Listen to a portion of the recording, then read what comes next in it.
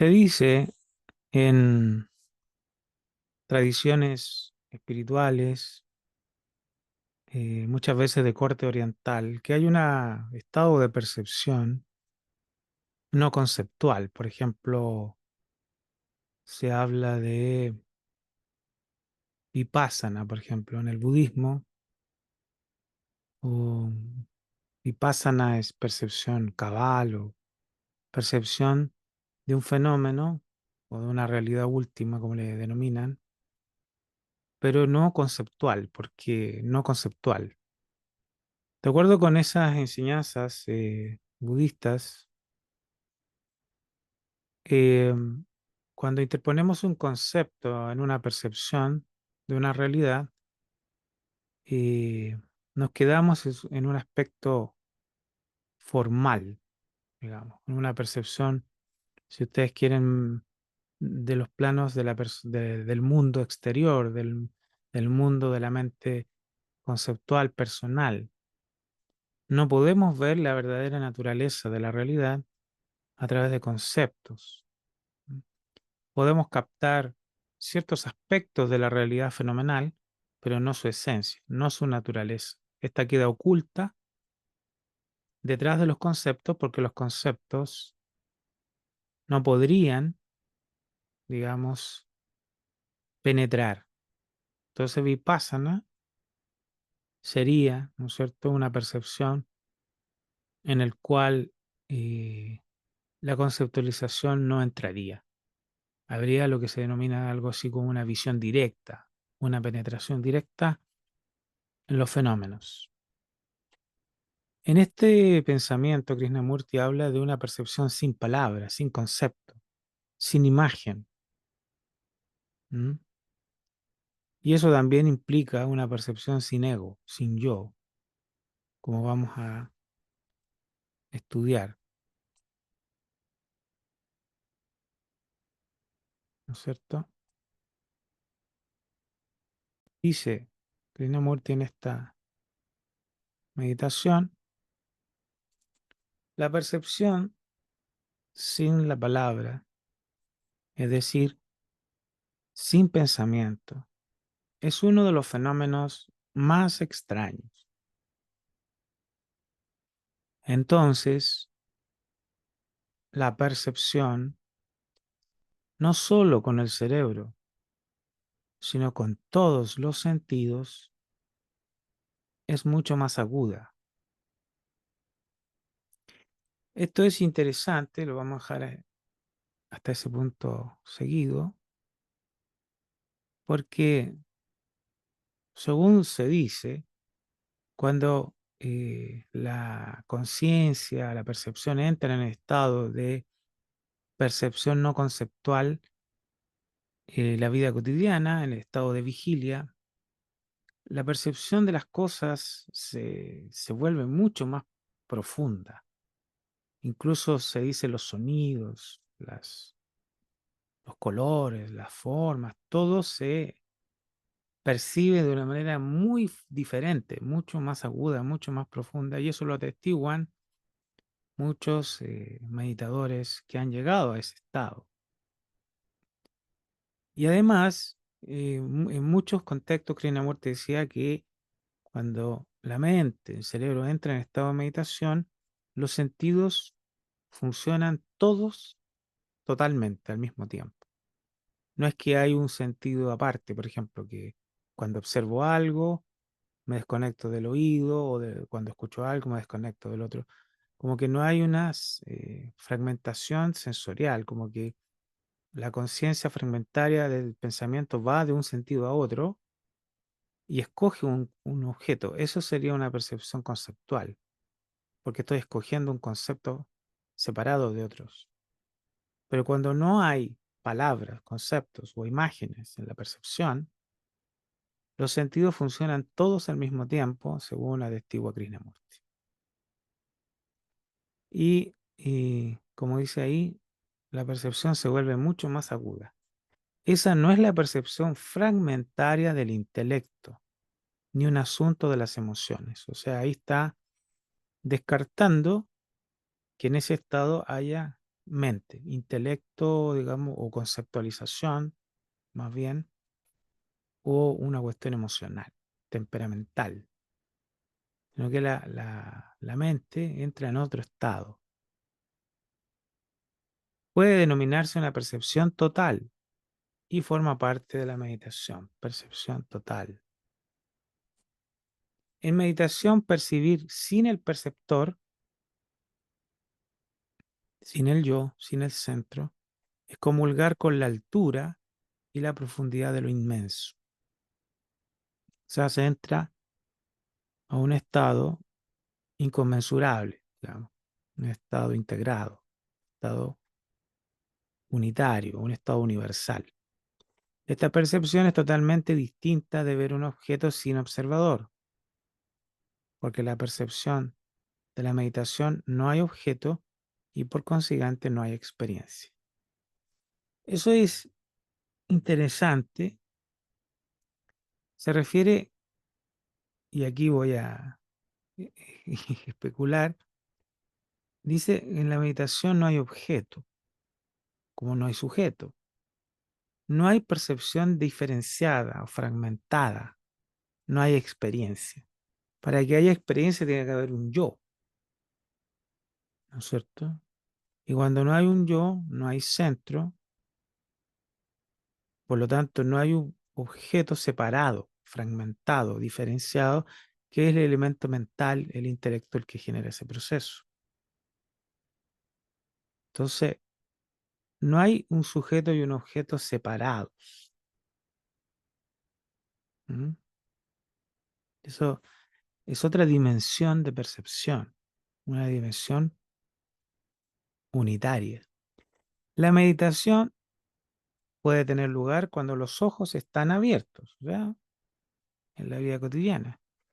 Y uno está rodeado de toda clase de objetos. Pero entonces, estos objetos carecen de toda importancia, en el sentido de que no son objetos separados, fragmentados, diferenciados.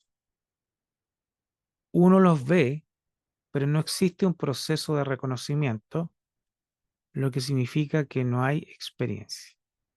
Reconocimiento podría ser que no, no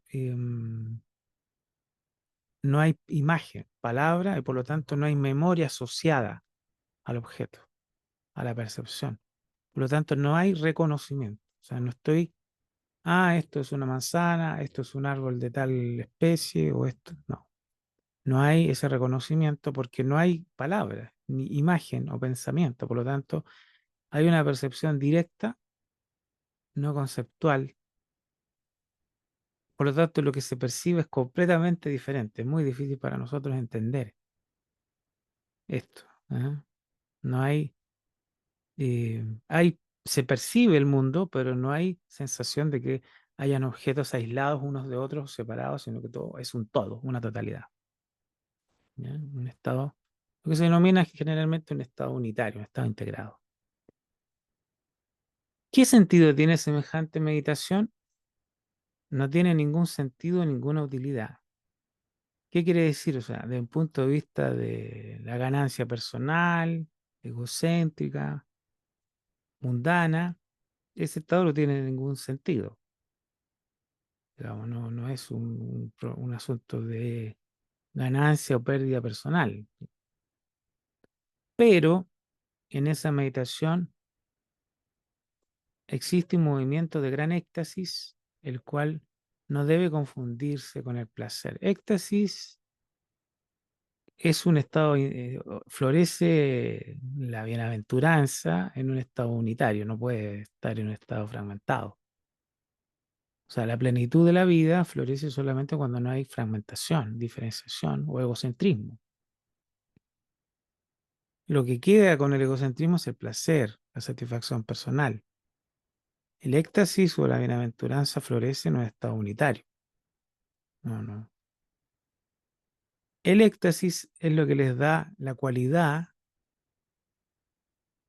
de inocencia al ojo, al cerebro y al corazón. O sea, ese estado que está ahí cuando no hay egocentrismo, es un estado donde no hay ya reconocimiento mental, conceptualización. Está, digámoslo de manera tradicional, en un estado de compasión y sabiduría, diríamos, en el ámbito esotérico. Y compasión, sabiduría, e inteligencia. Y hay una percepción directa. Dice, le da inocencia al ojo, al cerebro y al corazón. O sea, se ve la realidad de un modo completamente unitario, diferente, ya no con los ojos de la mente, o de los recuerdos, o de la memoria. Sin verla como algo totalmente nuevo, la vida es una rutina, un aburrimiento y una actividad sin sentido, dice Krishnamurti.